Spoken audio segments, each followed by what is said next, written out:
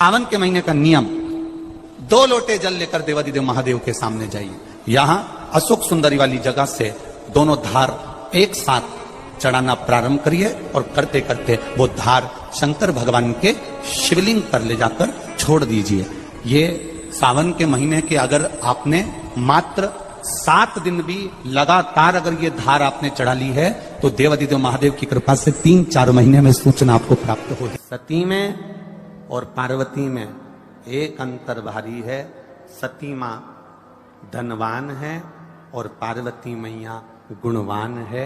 इसलिए पूरी दुनिया में जितने भी व्रत हैं, पूरी भारत की भूमि पर जितने व्रत होते हैं, कोई व्रत लक्ष्मी जी का नहीं है। भारत की भूमि पर कोई व्रत सरस्वती मैया का नहीं है। भारत की भूमि पर कोई व्रत इंद्राणी का नहीं है। भारत की भूमि पर कोई व्रत किसी देवी का नहीं है। जितना भारत की भूमि पर एक व्रत भारी है वो है माता पार्वती जी का। तीज का व्रत करोगे तो पार्वती जी का है, चतुर्थी का व्रत करोगे तो पार्वती जी का है, छठ का व्रत करोगे तो पार्वती जी का है। आप जितने व्रत देवी जी का करोगे नवरात्रे में तो पार्वती जी का है। भारत की भूमि पर जितने व्रत हुए नारियों के, छोटी तीज, बड़ी तीज, हरतालिका तीज, करवा चौथ, जितने चतुर्थी के व्रत, जितने तीज के व्रत, जितने छठ के व्रत, जितने भारत की भूमि पर हुए, ये सब माता पार्वती जी के हैं। पार्वती के क्यों हैं? क्योंकि धनवान और गुणवान में अंतर है। मां पार्वती गुणवान है, इसलिए माताएं उनके व्रत कर कर अपने अंदर भी वो गुण उत्पन्न करना चाहती हैं कि हम भी ऐसा तप करें, हम भी ऐसी साधना करें। हे माता पार्वती, जैसे आपका अखंड सौभाग्य है, हे मां जगत जननी, हमारा भी मांग में अखंड सौभाग्य रहे। जैसे आपके चूड़े अमर हैं, हे मां हमारे हाथ में भी चूड़े अमर हो। हे मां जैसे आपके भाल की बिंदी अमर है, मां मेरे भाल की बिंदी भी अमर हो। हे मां जैसे आपके नैनों का सुरमा, बालों का गजरा अमर है, हे माता पार्वती हमारे भी नैनों का सुरमा और बालों का गजरा अमर कर देना। बस इतनी सी कृपा नारी माता पार्वती से मांगा करती है, मां पार्वती से चाहती है। सूचक वस्तुओं का जो दान करता है वो जीवन में कभी विधवा नहीं होता। महाराज वो 8 वस्तुएं बताई हैं। पहला कुमकुम, दूसरा पुष्प, चाहे लाल हो, चाहे सफेद हो, चाहे पीला हो, पुष्प कोई भी हो। तीसरे नंबर पर है चंदन। चौथे नंबर पर है तांबुल। 5वें नंबर पर है काजल। 6ठे नंबर पर है ईख। क्या बोलते हैं यहां पर ईख को? क्या बोलते हैं? गन्ना, ईख। 7वें नंबर पर है लौंग, खाने वाली जो लौंग होती है, लौंग। और 7वें नंबर पर है, 8वें नंबर पर है जीरा। कहते हैं चैत्र महीने की तृतीया तिथि को बिना नमक का भोजन कर कर, सुबह बिना नमक का भोजन करें, एक समय फलाहार करें बिना नमक का, और तुला दान के बराबर एक पलड़े में अपन बैठकर 8 वस्तुएं तुला की रख कर जो दान दे देता है वो नारी कभी विधवा होकर नहीं जाती। 7 जन्म तक अखंड सौभाग्यवती रहती है। अखंड सौभाग्य कार्य करेंगी तो भी सौभाग्य की सामग्री देंगी। सौभाग्य की सामग्री का दान क्यों किया जाता है? सौभाग्य सूचक वस्तुओं का दान क्यों किया जाए? सौभाग्य की वस्तुएं क्यों प्रदान करी जाती है, क्यों दी जाती है? उसका कारण क्या है?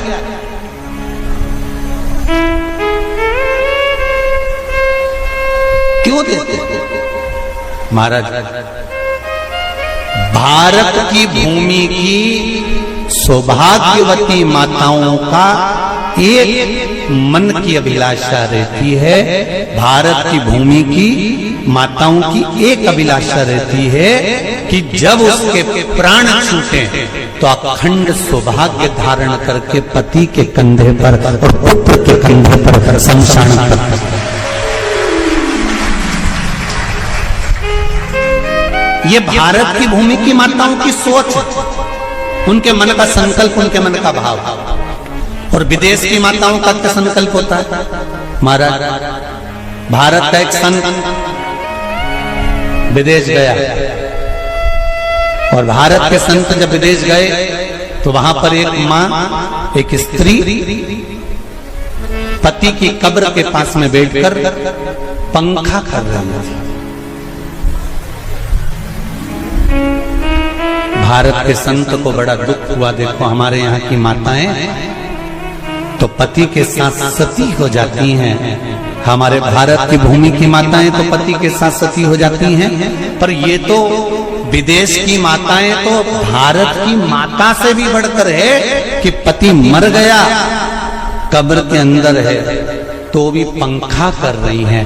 ये तो इनसे भी बड़ी है, भारत की माता से भी बड़ी ये विदेश की माता।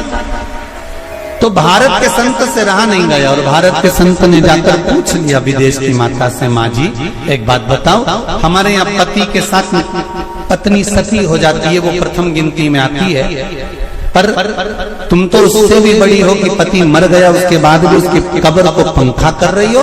इतने में विदेश की माता ने कहा, मैं पति को पंखा नहीं कर रही, हमारे यहाँ नियम है जब तक पति की कब्र नहीं सूख जाए हम दूसरी शादी नहीं कर सकते, इसलिए पंखे से सुखा रहा।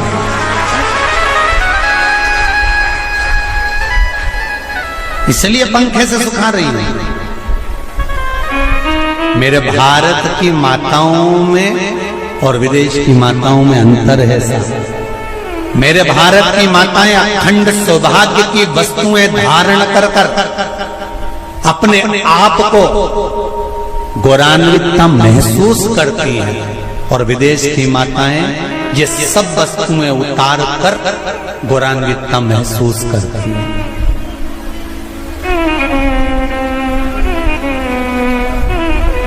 क्यों देते हैं चूड़ी का दान, क्यों देते हैं बिंदी का दान, क्यों देते हैं अखंड सौभाग्य का दान? किस महाराज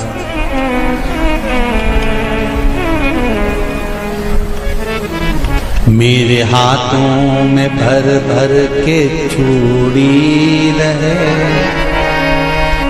मेरे हाथों में भर भर के चूड़ी और मैया कोई कामना, मेरे मस्तक पे चमकती चूनर रहे, मेरे मस्तक पे चमकती चूनर रहे और मैया कोई कामना,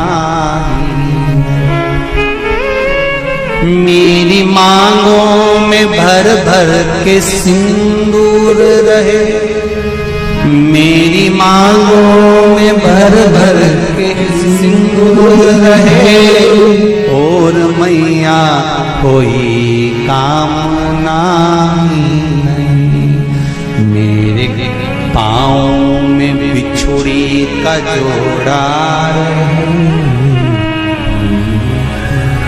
एक बिछुड़ी नहीं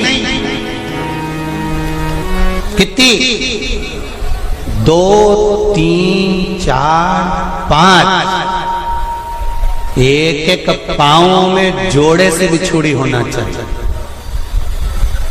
केवल एक नहीं, सिंगल नहीं।